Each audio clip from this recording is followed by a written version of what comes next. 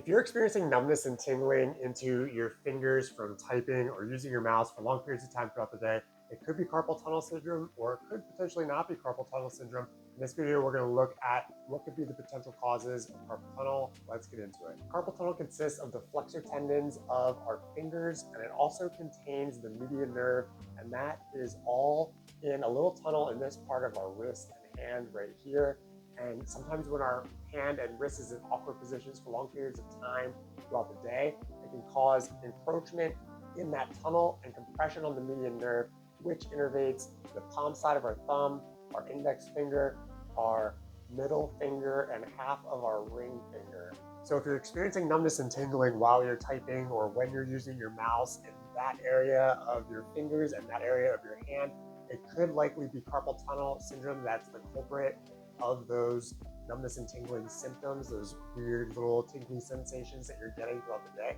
So there's a few things that we can do to look at your desk setup to ensure that we don't precipitate and have more issues with that numbness and tingling in this area of our wrist, hand, fingers. And the first thing is our keyboard area. We want to ensure that our keyboard position is in optimal position for our wrist and hand, and that there's not an awkward, prolonged posture that our wrist and hand is in throughout the day. So if our wrist is extended for long periods of time throughout the day, it will cause compression in this particular area, specifically if we're resting our wrist and our hand on an object or maybe on the edge of your desk here. That can cause rubbing up against that area in our carpal tunnel, which can cause maybe potentially some of those numbness and tingling sensations that you're feeling in your fingers.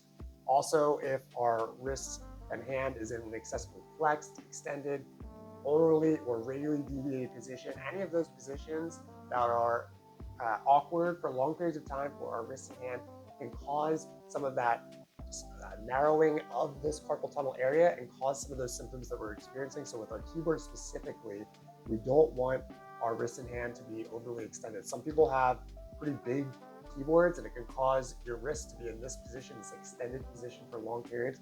We don't necessarily want that. So you want to be able to look at your wrist and hand from a lateral view from the side and see, is it in a neutral position and are you overly extended or flexed?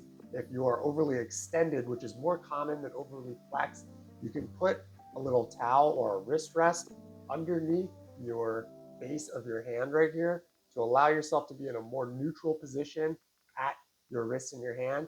And that can help with that numbness and tingling that you're feeling in your fingers. Another thing we can do is work at our mouse position. So with a standard mouse that looks kind of like this, your standard mouse that you use at your desk, these sorts of mouses or mice are good to use, but if we're digging in and in that excessive extension position at our wrist and hand for long periods of time throughout the day, causing that encroachment in that area, that can cause issues of carpal tunnel syndrome and that numbness and tingling sensation that we're feeling. So again, you can put a little wrist rest underneath the base of your hand to allow for a neutral wrist and hand posture, or there's a thing called a vertical mouse that you can use. So essentially it's bringing your mouse into a more neutral position. You're kind of flipping it on its side and you're using the mouse in this sort of a position. Your thumb's going to be facing the ceiling and you're going to be clicking with your fingers in this position here. It can help allow our wrists and elbow area to be in a more neutral position rather than in this pronated position. That can cause some issues as well. So those are a couple things that we can look for. If you're getting value from this content, consider dropping a like or tipping a coffee. It really helps support the channel. And let me know in the comments if you try any of these interventions for your carpal tunnel syndrome and how it feels and if it helps things feel a little better. The next thing that we can look at is decreasing the amount of ulnar or excessive radial deviation that we might have in our wrist and hand, which can cause some of those awkward postures that can lead to some of that numbness and tingling into our fingers and our hand. I have a standard keyboard right here that's like your prototypical keyboard that you're going to find. It's a little smaller. It's a portable Bluetooth. But with these sorts of keyboards, sometimes it's too small. So sometimes a keyboard like this is too small and somebody could be having excessive ulnar deviation with your pinkies pointed out, which can cause some of those symptoms.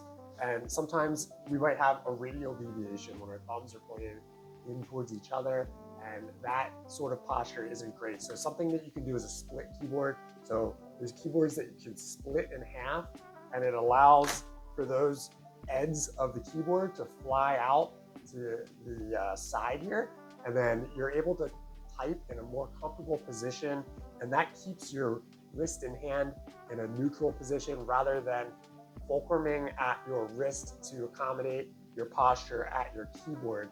It allows you to just split the keyboard in half, and you can type and keep this area nice and neutral, and it's not bent. So a split keyboard could be a nice little solution for you as well. And then another simple solution is just keeping your mouse and your keyboard at the same level. If you have one that's higher than the other, like the keyboard is really high or your mouse is really high, then just consider keeping them at the same level. Sometimes we can have that wrist flexion posture that we were talking about earlier that we wouldn't necessarily want, or we can have some issues with digging into our desk in that position, or having to also decrease any shoulder pain that we be having with reaching for a keyboard that's higher or a mouse that's higher, and try to keep that at the same level so we don't have any of those awkward postures. So if you're wondering for more about the optimal wrist posture for typing at your desk, I made a video that covers some things that you might want to consider for your ulnar nerve in this video right here. You can check that out, and I'll see you over there.